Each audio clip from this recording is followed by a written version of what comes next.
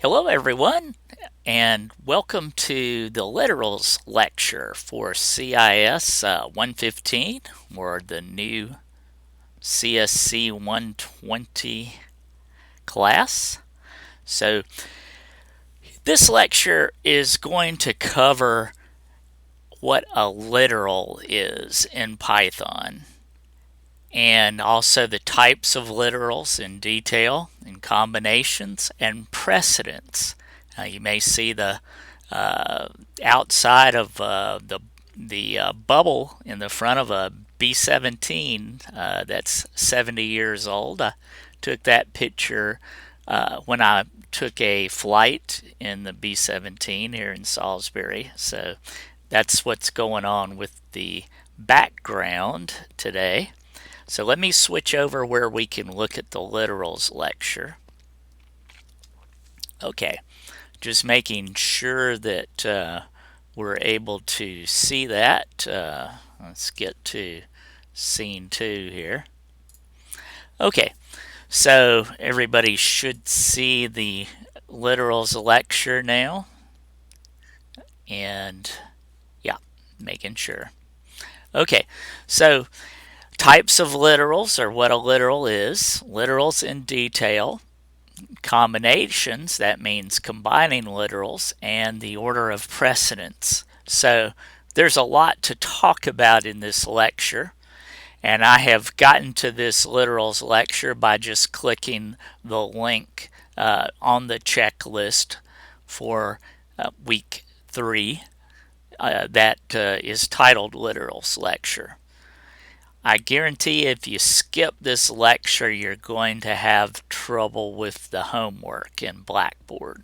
So make sure you watch this all the way to the end.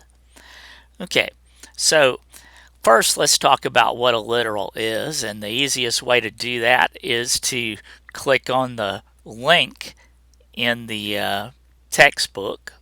So it talks about that literals are the items that mean exactly what they are. In other words, that if I say you took me literally, you took me at exactly what I said, even though I might have been doing some sort of farce. So a literal means exactly what it is. Now, you'll notice on this page in the textbook that it's showing these 3 greater than symbols. And anytime you see stuff that looks like this in the textbook, they were at the Python prompt. So let's explain what the Python prompt is. Now, when you're in Tawny, and I'll start Tawny up so you can see what I'm talking about. When you're in Tawny, the editor that we use to write the programming assignments, yours will look something like this, where you type the code in the top window, and down below is the shell window. Now, before we were doing videos, I would frequently have students that would be confused, and they would actually try to type their program in this bottom window that says shell. And this is actually the Python prompt here. And you can install Python where it doesn't require Tawny to run. A lot of computers come with Python already installed. Linux and Unix and the Apple OS X, all of those have Python built in to the operating system for the computer. And so I'm going to take you to the Python prompt so you can see what I'm talking about. Now, we have Tawny, and Tawny comes with Python already installed. That simplifies the process of using Python for folks with all kinds of different computers. You only had to install Tawny. You didn't have to install Python and then turn around and install an editor. So I'm going to go ahead and show you what Python looks like on Linux. I'm going to open up a command prompt here. And at that prompt on Linux, I have to type Python 3 to start it. On Windows, you wouldn't have to type Python 3. You could type Python if you'd installed Python separately. So I just hit enter after typing Python 3, and you can see what I have here. I have the Python prompt, and we're actually running Python without Tawny at this point. I could actually close Tawny, and you can see it doesn't affect my Python at all. And so what they're showing you here in this literals page in the book is if you type a 3 in at the Python prompt, it's going to echo that 3 back to you right here. So when you see stuff like this in the book, just know that they were at the Python prompt typing stuff so you could see it. Okay? So that's what's going on, and to get out of this, you can just type quit, and you're back to the command prompt, and I can exit the command prompt. Okay, so now that we understand what this is in the textbook, let's talk a little bit more about literals. Now, we said a literal is something in the language that means exactly what it is. And so there are different types of literals in Python, and your book classifies them as integers, real numbers, strings, Booleans, and arrays. Now, just so you understand, the book is using some generalized language for you, and the actual what things are called in Python is a little different from what the book says. So the first one, integers. Integers are whole numbers, and those are actually the same in Python. And we can change something into an integer by doing this to it, using something, a built-in function in Python that's named int. We can convert something into an int if it is something that we can actually convert. So if I had something that had this 3 with quotes around it, or I had something that had 3.5 or 5.3 with quotes around it. Now these are what we call a string literal, but if I put them inside of this int function, it would convert that into something that looked like this, or a 5 for the other one. So integers are whole numbers. The next thing, your book calls them real numbers, but in Python they're actually called floats. And floats are things with a decimal part to them. So 3.5 is an example of a float literal. 3.3333, that's another example of a float literal, something with decimals on it. Okay, and just like integers, I didn't mention it, but you can have a negative integer. Well, you can have a negative float. Okay, they can be positive or negative. Okay, the next thing they talk about in your book as far as a literal is a string literal. And so a string literal is something, we've been using that when we were doing the print statement, because the print statement, you could print a string by doing something like this. Okay, we were doing that. The hello part with the quotes around it is a string literal. And string literals can have single quotes or double quotes. So both of these are a string literal that is the word hello. Okay, so strings have quotes around them. Booleans, Booleans, Booleans are something that means exactly that again, but they can only be one of two things. They can either be true or they can be false, and that's it. And these were first talked about by an Englishman named George Boole, and he came up with this. He actually wrote a paper on Boolean algebra that talked about things can be either, if it's Boolean, then it can either be true or false, and that's the only thing that it can be. It's only got two possibilities, true or false, and that's it. Okay?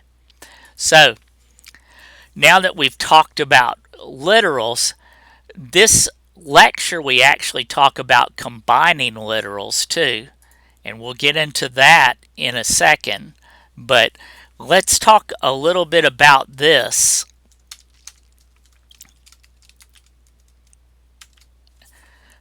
Anybody recognize that? You may have heard your math teacher say, please excuse my dear Aunt Sally. What that stands for is PEMDAS stands for parentheses, exponents, multiplication,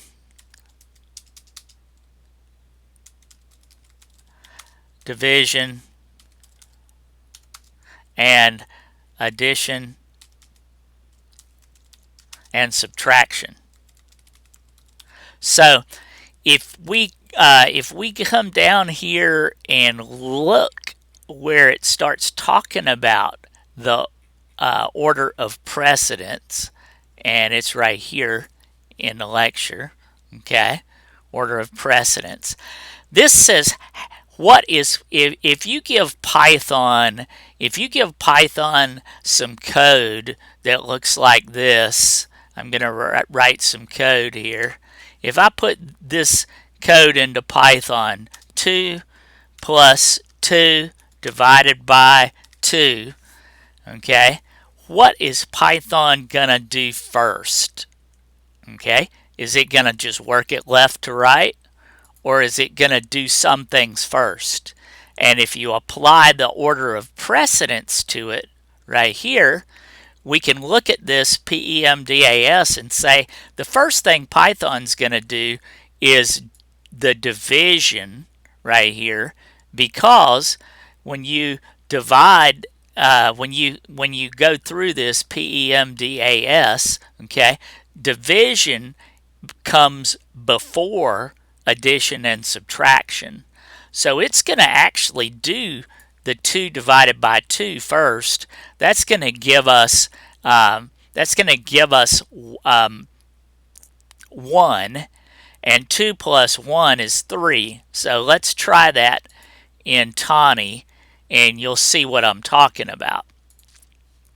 So here's Tani, okay, and I'm going to put it inside a print so that we can see what comes out down here in the shell window.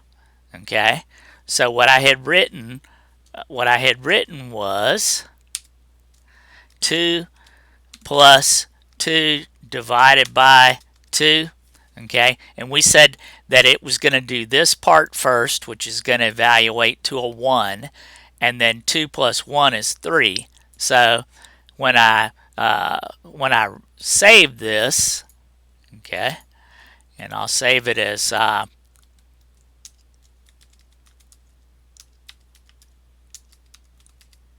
precedence example. Okay, so you see what printed out? A 3.0.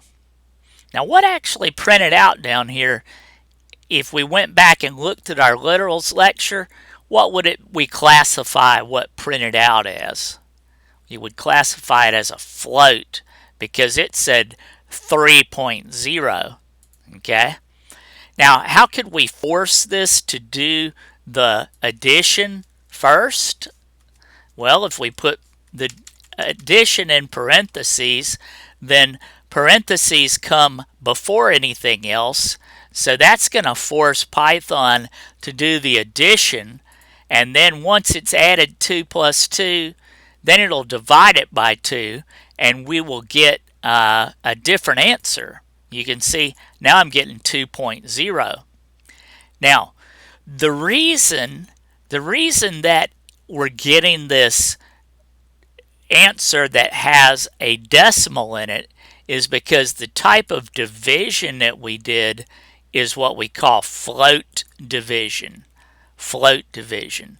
So now's as good a time as any to talk about the way this order of precedence works. Okay, first off, parentheses, when we write those in Python, that's the way they look, like that. Okay, exponents, if we want to raise something to a power, we use 2 asterisks. So here in Tawny, if I wanted to square 5, I would write it like this. That's saying take 5 and raise it to the second exponent.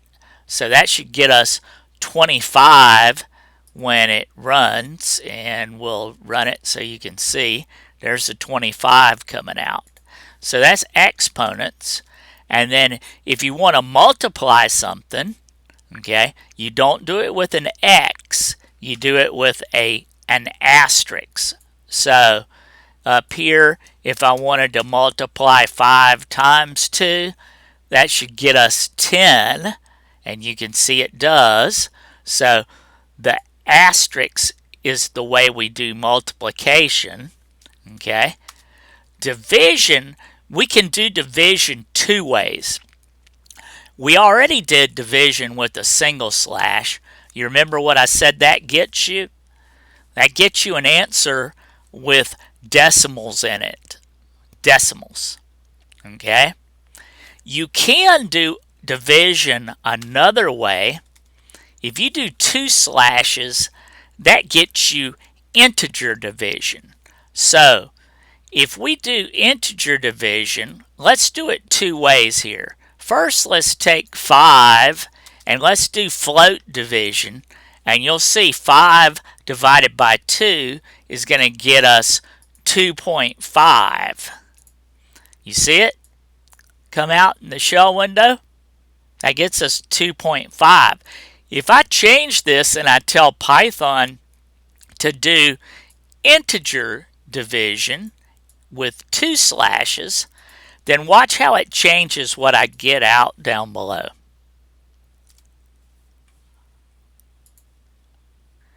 It's chopping the decimals off, isn't it?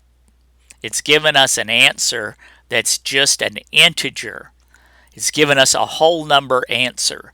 So, very important, remember you can do division 2 ways.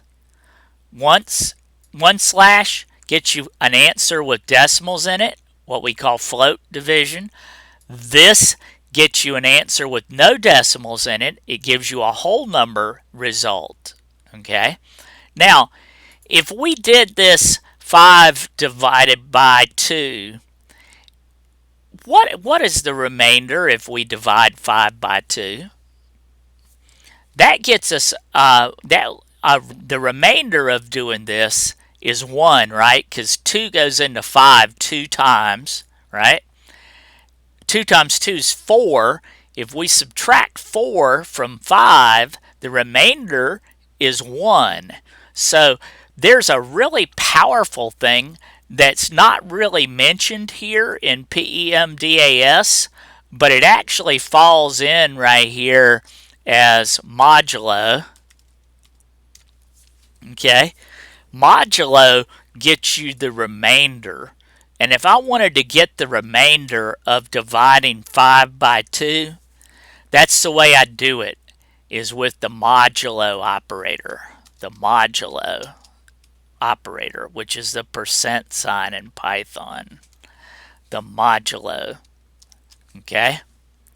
So if we run this, the remainder of dividing 5 by 2 is actually 1. So watch what prints out down below when I run this. You see the 1 come out? So that gets you modulo, the remainder. That's very, very powerful. Let's talk about some examples here because there's Code Lab that actually talks about this. So if I had a number like this, if I had 43.25 and this was $43.25, okay? But we're writing it as cents, so 4,325 pennies would get you $43.25. How could I get just the 43 part, the dollars part? The dollars part we could get by doing integer division by 100, I think. Let's try it. What did I get out down below? You see how it got me the whole number, just the dollars part? Now, how could we get the cents part? Well, modulo is probably one of the most powerful math operators we've got in Python. Modulo gets us the remainder. Remainder is really powerful. They use it in credit cards, they use it in cryptography. If I wanted to get just the 5 part, if I wanted to get this number 5 right here on the end, the rightmost digit, if I do modulo 10, watch what happens. What did I get? I got the 5. So if I wanted to get the cents part of this, I could actually do modulo 100, and that will get me the right 2 digits. The right 2 digits. And so here I go running that. That gets me the cents part, the 25 part. So you're going to need to know how to do this on your code lab because they will give you something like this. They'll say assume something has 4,325 cents in it. Give me the dollars part. This is the way you would do it, okay, with integer division by 100 to get this left 2 digits. They'd also ask you to get the cents part, and you can use modulo to get the cents part, just like we did here. So we've talked about the operators. We haven't talked about addition and subtraction. Let's go ahead and do those. Addition is done this way with a plus mark. Subtraction is done with a minus. Okay, so that's pretty much all of our operators here. I do want to point out to you that 2 of these operators that are here, the asterisk that, remember we said multiplies numbers, the asterisk and the plus do double duty. Double duty. Not only does the asterisk and the plus work to combine numbers like integers and floats, but the asterisk, multiplication, and the addition also work on strings in Python. So if I wanted to multiply or actually repeat the string A, that's an A literal, right? If I did this, watch what prints out when I use the repetition, the asterisk, to multiply or repeat the A. Watch what prints out down below. What did I get? A. I got 5 A's. So that's the string replication operator. Okay. Now if I have 2 strings and I wanted to print them out as one string, the plus does what we call concatenation. And if I do a plus on two strings, then it will scotch tape them together and make one string out of them. And so watch this, ABC. It combined the A with the B and the C. That's called concatenation. Okay? Concatenation. Now, you have to be careful with the plus, because since it does do double duty, you can't do this. You can't do A plus 1 with quotes around it, because this is a string and this is a number, an integer. Python doesn't know what to do with this because it thinks, okay, here's a literal. You're asking me to concatenate it with a number. That just doesn't work. You see, it prints a trace back, and it actually tells you type error, can only concatenate strings to a string. So this won't work with different kinds of literals. Okay, now you can combine a number, an integer and a float. You can do that. You see, that gives me 4.5. So you can do it with numbers. But if you put quotes around one of these, Python thinks that it's a string literal, and it won't let you combine a string literal and an integer or a float. Okay? So, we've talked about operators. Let's talk about Booleans. Booleans. Okay? So, a Boolean literal, this is actually means something special in Python. You can see Tani turned it purple. So Tani's trying to tell you, hey, true means something special in Python. And true is actually a Boolean literal. It can only be one of two things. It can either be true or false. And you can see true prints out down there. And false also gets changed to purple in Tani, because false is a Boolean literal for false. And you can see that it printed false out down below. Okay? Now we're going to start talking about the negation operator and the and operator. Okay?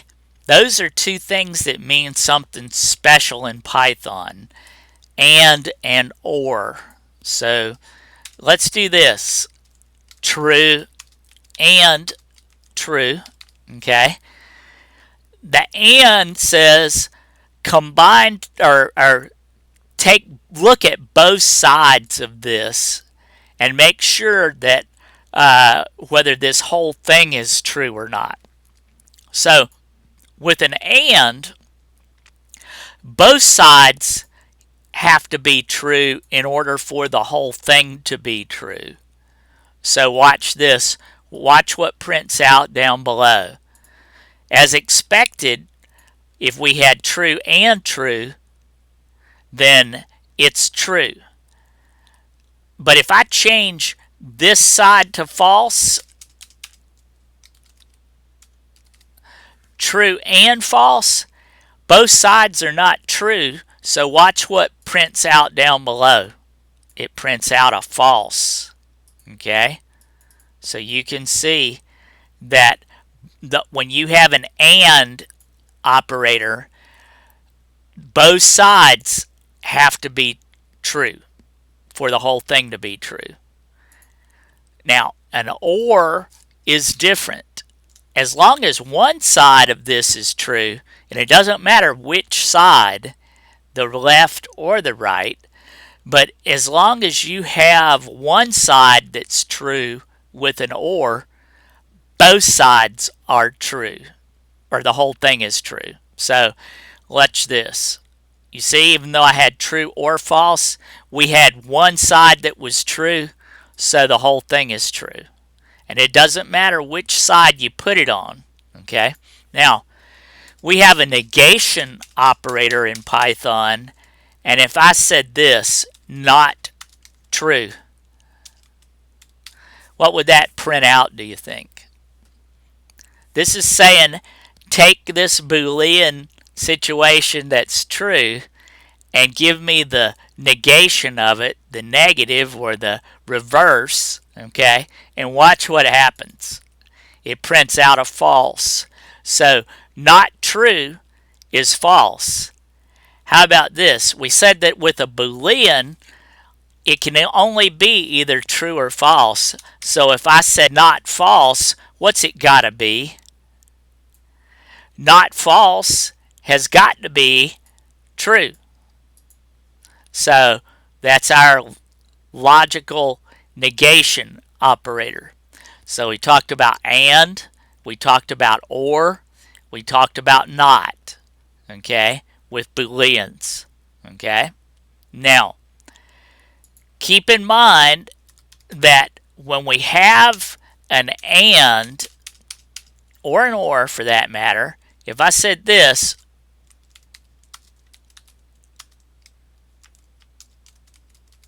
okay, that's going to print out what? True and false. We said with and, both sides have to be true. So this is going to print a false, okay? And if I change this and I say false and true, what's it going to be now? Remember we said if you have an and, both sides have to be true, so that's still false, okay? And false and false is still going to be false. So the only time with an and, the only time you ever get something to come out true with an and is if both sides are true. This is the only time that the thing is going to be true. Now if we compare that with an or, okay, with an or, watch how many times I get true to print out down below. True or true is obviously true, right? That was same as with an and, okay? But if I said false or true, I still get true with an or. If I say true or false, I still get a true, okay? The only time you can make it false with an or is if both sides are false. So which of the two, and or, gets you more chances for it to be true? If you can remember it like this.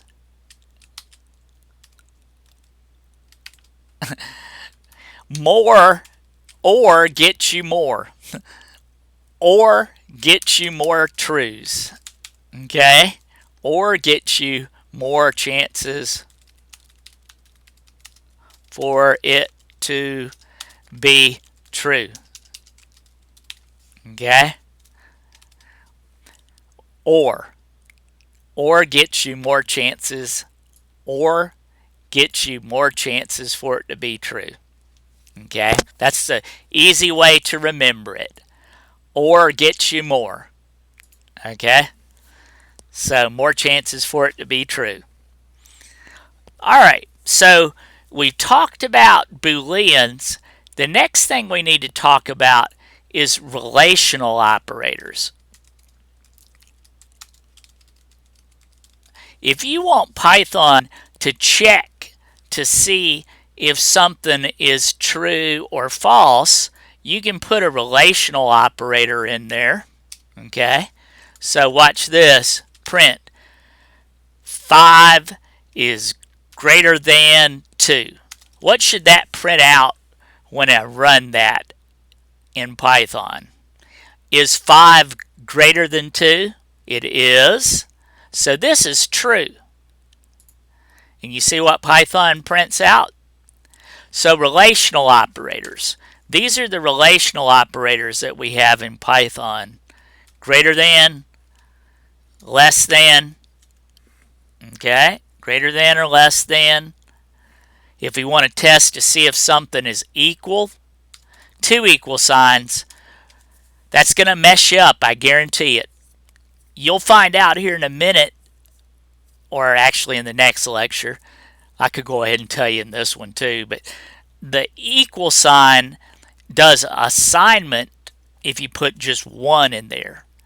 So for Python to know that we want it to test these two things to see if they're equal, it takes two equal signs. So if we wanted Python to check to see is 5 equal to 2, what should that print out down below? It's going to print out a false. 5 is not equal to 2. Okay? So if I said 5 double equals 5, then that is going to print a true out. You can see it does. Okay? So our relational operators, we said we had greater than, we had less than, we had that to test if something is equal. Okay? If we want to test to see if something is not equal, okay, this is the way you write it in Python. This is our relational operator to test if something is not equal. So if I said 5 is not equal to 5, that should print a false, right? Because they are equal to each other, and you can see it does. Now, if I put this, 5 is not equal to 4, then that's going to print a true, isn't it? Because 5 is not equal to 4. So you see it prints a true. So the exclamation point equals is the way we check to see if something is not equal. And then we have the last two. If we want to check to see if something is greater than or equal to, we can do that. And less than or equal to, we write it like that. So those are our relational operators. So we've talked about a whole lot of stuff here so far. We've talked about and, we've talked about or, we've talked about not, we've talked about our relational operators. Okay? Relational operators. And how to check things.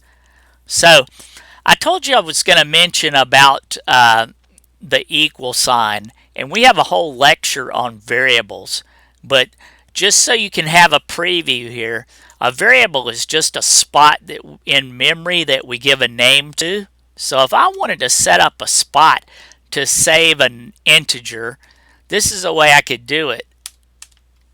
A equals 2. A equals 2. This, a single equal sign, says take whatever is on the right hand side and stuff it into this variable on the left hand side. So now that I've got a variable set up, I can do this, print A times 2, and what do you think that's going to print out down below when I run it? A 4. Because this variable A has the number 2 in it. We assigned it with a single equals. So how is that different? How is that A that doesn't have quotes around it different from this? Okay. Remember, if you put quotes around something, it is a string. A string, literal. This always means the letter A. This can change. If we don't have quotes around it, A is a variable. So I could come down here and say A times 2, and then I could do A equals 3, and then I could print A times 2 again, and I'm going to get 6 out of the second print, okay, because we have a variable. See, it can change. See, there's a 6 coming out. So that's a preview of the assignment operator. Remember, a single equals assign something. Double equal says, hey Python, go test to see if this is equal. Test to see if these two things are equal. Okay? Now, the last thing that we need to talk about here is we need to talk about short circuits, because Python is going to go through and apply this PEMDAS to whatever you write. Okay? And if you put an AND or an OR in there, Python, like a lot of languages, does short circuit evaluation. Short circuit.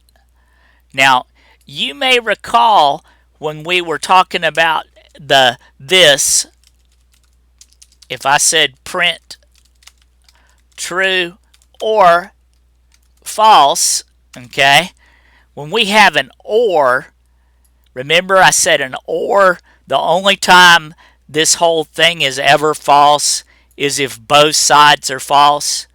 So Python's pretty smart because it can do short circuit testing, and if it finds out that you have an OR here and it checks the left hand side and it sees that it's already true, remember that as long as one side of an OR is true, the whole thing is true. So if it finds true here to begin with, does it even need to go over here and look at the right hand side of the OR? No, it doesn't. So Python will short circuit if it sees this, and it just, the moment it sees true on the left and this OR here, it knows this whole thing is true. It doesn't need to go over here and check that part of it. So your homework has got some questions on it that will require you to think about the way short circuits work in Python. Now remember that an AND is different, okay? If we said this,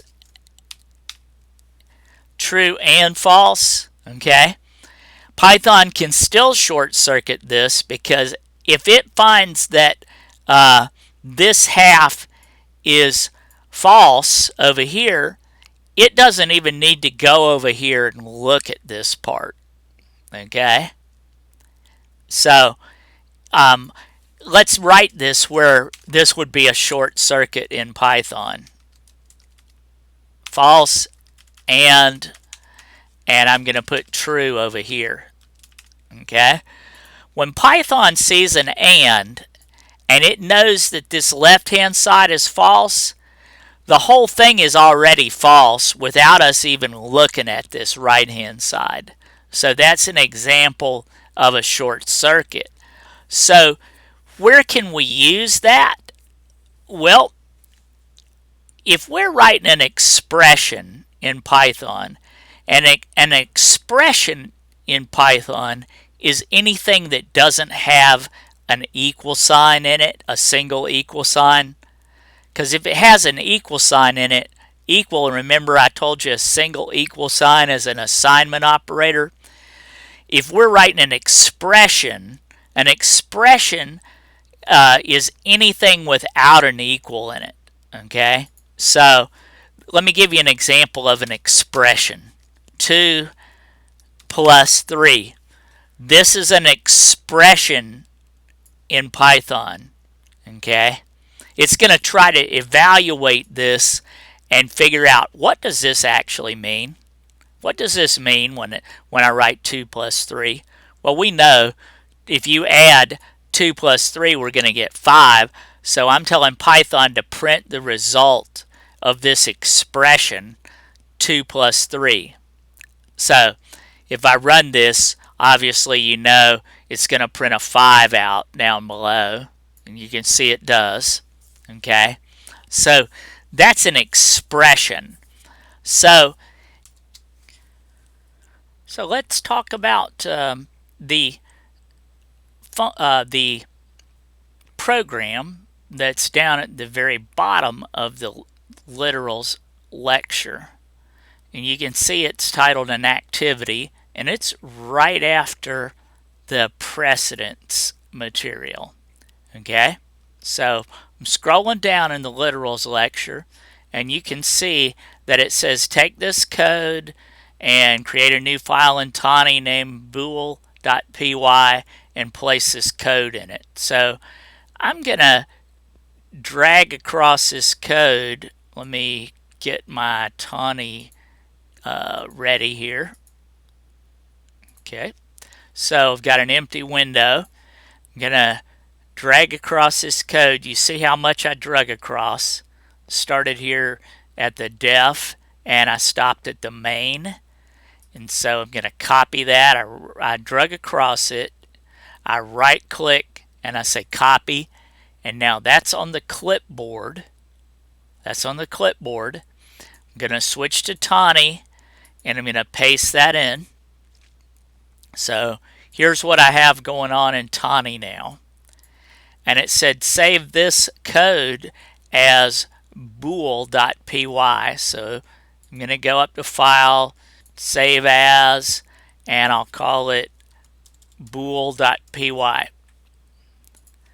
So let's talk about what's going on here, because the lecture didn't really talk about this, where we have def and def and def and main.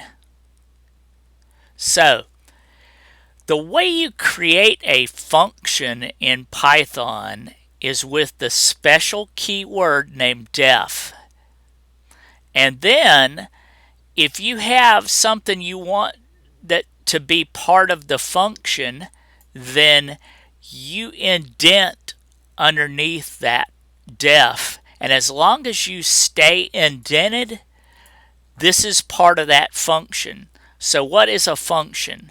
A function is some code that we give a name to in Python. So it's some code that we actually named. And it is actually, the name of a function is a variable. Now I know a lot of you folks that have experience with other languages. If you have taken another language, you may not have known that the name of a function is actually a variable, but it is.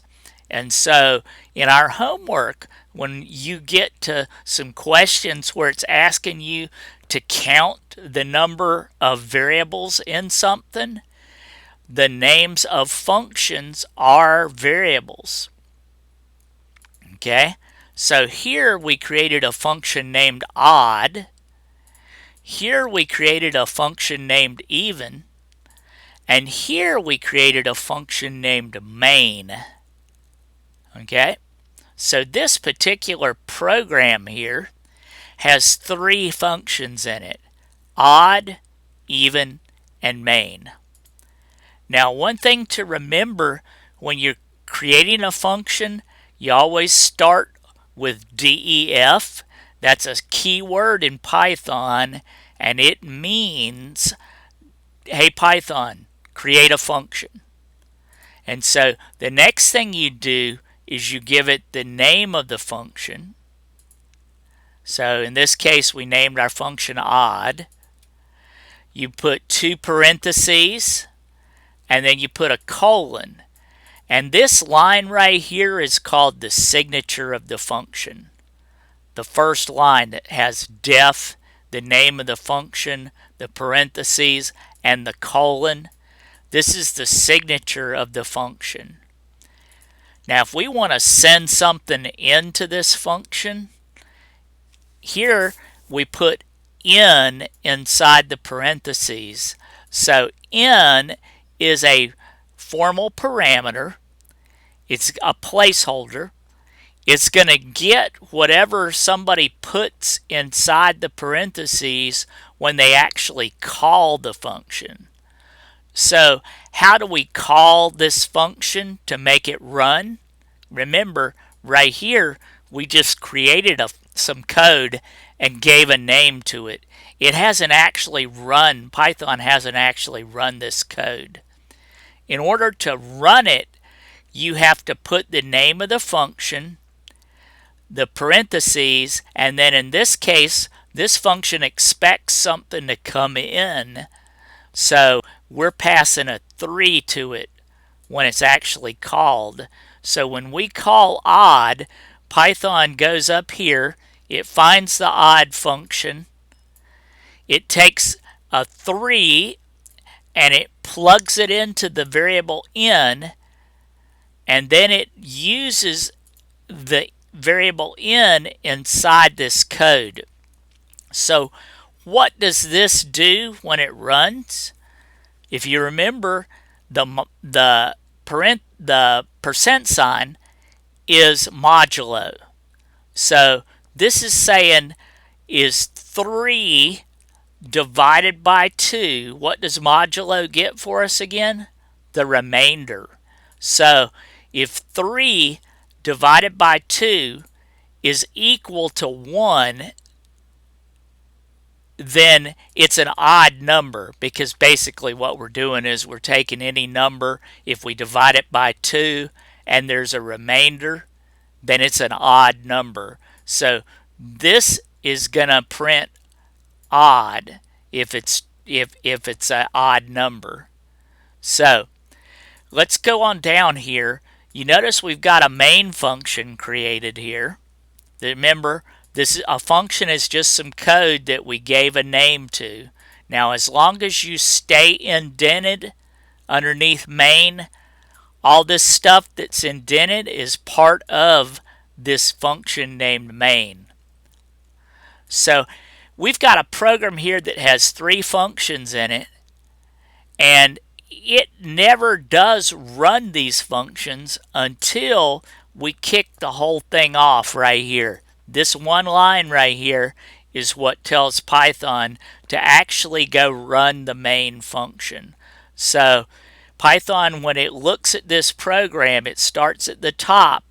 It puts this code in memory and gives it a name of odd. It puts this code in memory and gives it a name of even. It puts this code in memory. It gives it a name of main. And then down here is where the whole program gets started. This is the call to main. You make a function run by putting the name of the function and 2 parentheses. Now remember, if the function expects something coming in, then we have to put something inside those parentheses when we run it. Now main did not have any formal parameters, so we can call main just like this. When we go to call odd, because odd has something inside the parentheses up here, we're telling Python to go pass a 3 into n and then run it. So let's run this and see what it prints out down below. It said trying odd 3 and even 2. Okay, odd 3 is an odd number, and even with a 2 is an even number, because if we divide r here by 2, we get a remainder of 0, and that prints out true. So this is just going to print the results of that, and you can see that it prints even or odd. Okay, so that's an example of using modulo, and this is an expression here, and this whole thing is an expression. And here we're saying, Python, is this expression right here in modulo 2, is it equal to 1? If it is, we're going to print an true. If it's not, if it's not equal to 1, then we're going to print a false. Okay? So you can see that This code is just doing an expression, so, and evaluating it. So let's talk a little bit about short circuits. You may remember, this is the last thing in the literals lecture, I clicked on the link that says read about short circuit testing. So when I click that link, here's the section of the textbook that it put us into, and it says right here, this is an example of doing short circuit test in Python. If we try to divide something by 0 in most computers, it's going to cause a really bad error. So they have written some code here that will check to see if we're trying to, if x is 0 or not. Okay? Now let's talk about how this code works by putting it into Tawny, and then we'll look at it. So I'm pasting this code into Tawny. Okay? Now if I want to see what this code actually does, I can wrap it in a print. Okay? Now this is the code from the textbook right here. Okay? Now if I want to see what this does, I actually have to give the variable x and the variable y some value. So I'm going to do that. X equals 0. I'm assigning 0 to x, and I'm assigning y a value of 5. Okay?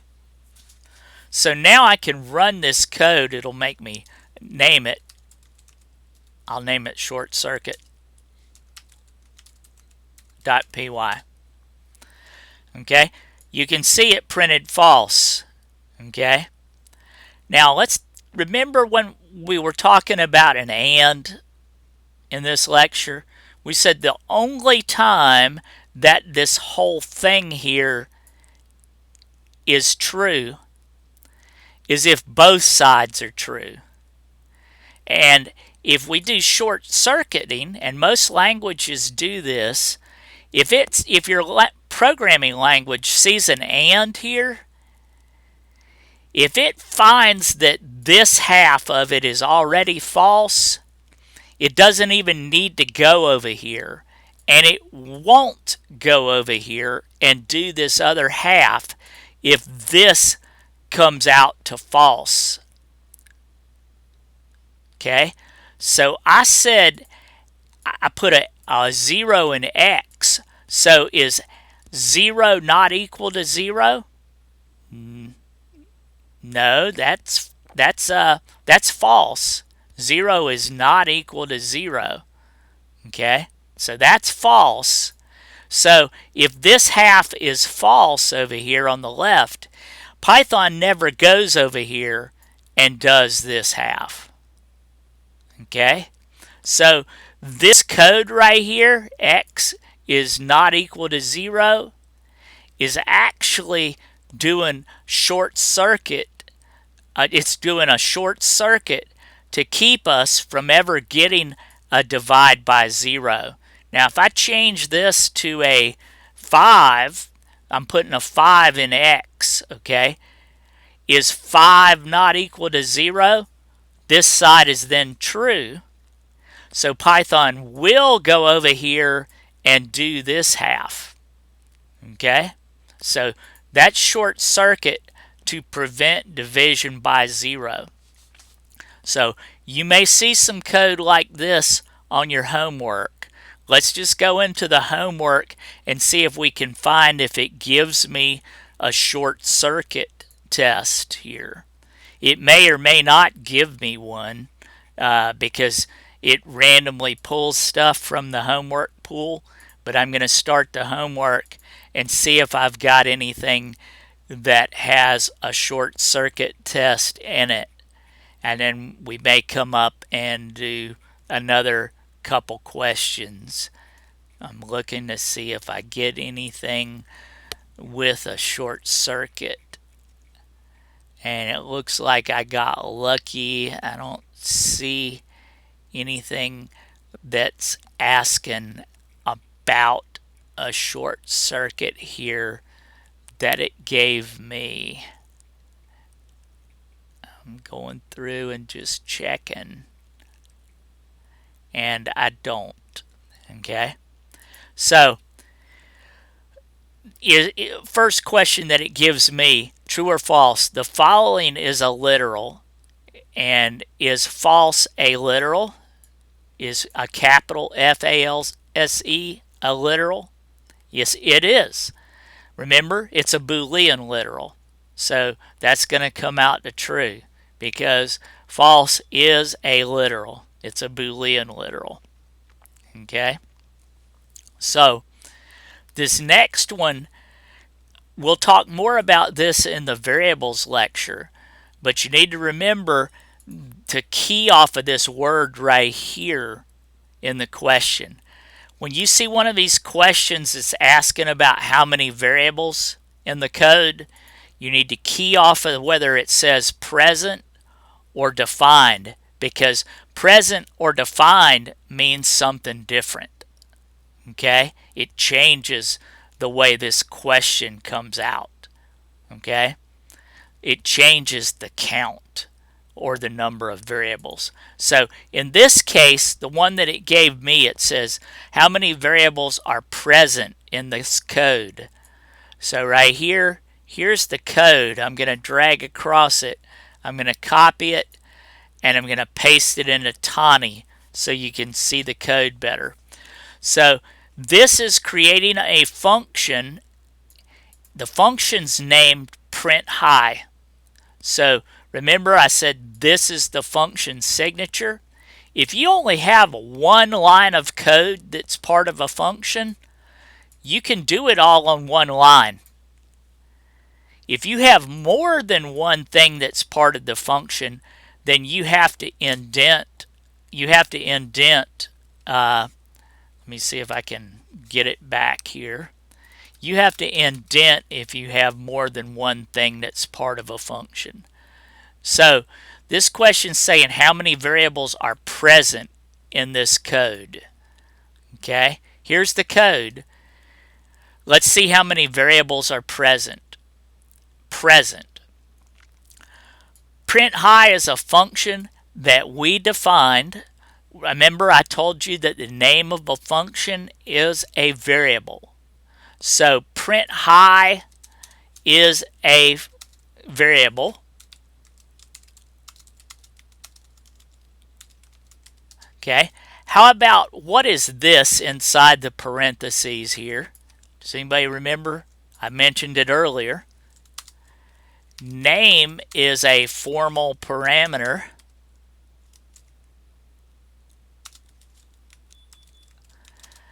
And it is a variable. Specifically, it's a local variable. You'll learn more about that in the next chapter. Okay? And print is a function built into Python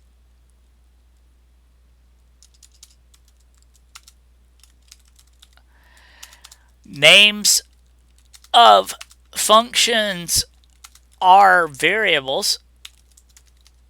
Okay,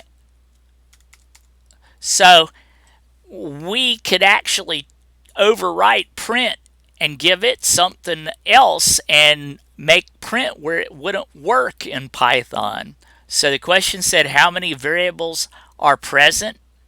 Well, there's print high, there's name, and there's print. Those are all variables that are present. Okay, hide there is a literal. Hide there is a literal because it has quotes around it. So this is not a variable. Okay, so we've got three variables present: print high, name, and print.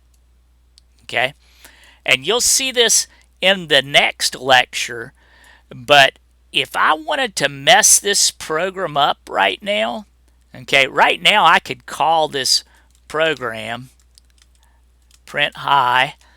Remember I said I could call that function by using the function's name with 2 parentheses. So if I said print hi and Ken, okay, I'm passing Ken in. Name is going to take on the value of Ken, and it should print hi there Ken. Let's run it. You see what it printed? Hi there Ken. So that worked. Okay, hi there Ken. I could mess this whole thing up if I did this, print equals 3. If you do this, you are overwriting the function, the code to print in Python. You're replacing it with the integer 3, and now this program is going to blow. Watch what happens when I try to run this program now. What did it say? Int object is not callable, because right here I'm trying to call print, and I just made print an integer, so you can't call print. So that causes it to blow. It also proves to you that you can overwrite that the name of this function that's built into Python is just a variable, and you can overwrite that function with your own value. If you do, then you can no longer print from this Python program for the rest of this program.